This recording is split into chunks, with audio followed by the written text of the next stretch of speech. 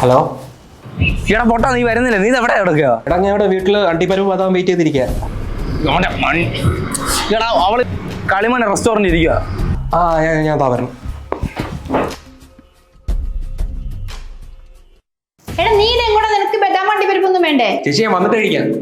Okay bye. എടാ അവളോടെ അകത്തുണ്ട്, വാ വാ. വേറെ എന്തെങ്കിലും ഓർഡർ ഉണ്ടോ? ഇല്ല, ഒരു ഫാൻ.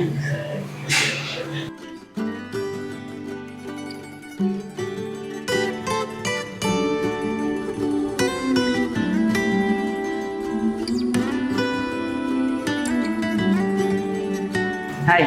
ഹായ്. ഹായ്. ഹായ്. അത് പിന്നെ എനിക്ക് പേഴ്സണലായിട്ടൊന്ന് സംസാരിക്കണമായിരുന്നു.